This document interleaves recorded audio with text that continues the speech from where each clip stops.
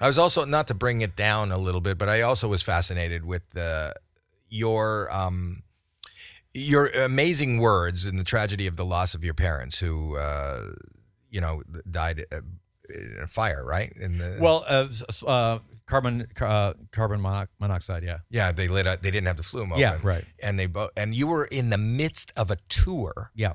And made the decision in that moment and that night to not leave the tour. You just continued, like, even that night, doing a show. I don't know how, but yeah, that seemed like monumental strength. And it's something I would not have wanted to do. I would have rather just like crawled into a hole and not seen anybody for a month.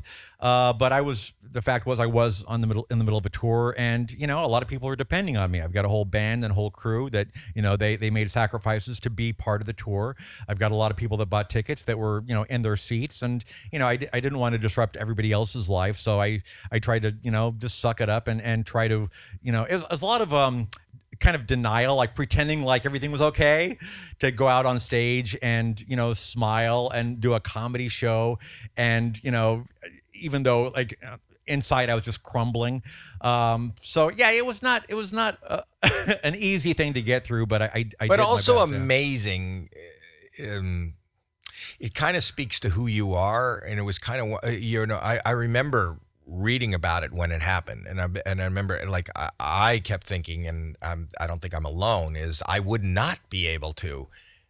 I wish I could do that. You are an amazing human being for just your ability to do that, and when you speak of such loss and personal tragedy, the ability to even for a moment think about other people, to think about your band, the people you work with, the people that are depending on you. And then again, last but not least, maybe this can distract me for a moment and get me out of the darkness. But you thought of other people at that time, kind of speaks volumes to the man they raised. It's a great legacy for your parents that you were able to do that.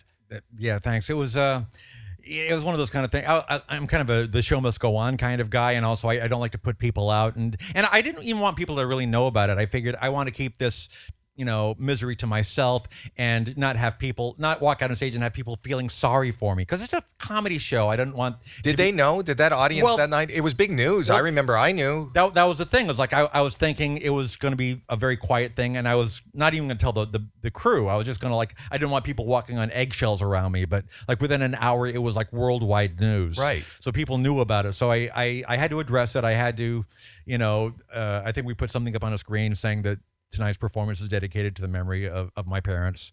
So we addressed it, and then we just kind of had to move on and do a comedy show. And I think, it was nice for me because I got a lot of love and support from the fans. I mean, people knew what I was putting myself through, even just to be there, to be on stage. And I really felt an extra dose of love coming from people. And again, it's not something that I would have chosen to do, to perform in that context, but it was cathartic for me. It really, it meant a lot to me to know that people were, supporting me and grieving with me and helping me get through it. But the good news is they got to see your success. They got to, and meet my child as well. Yeah,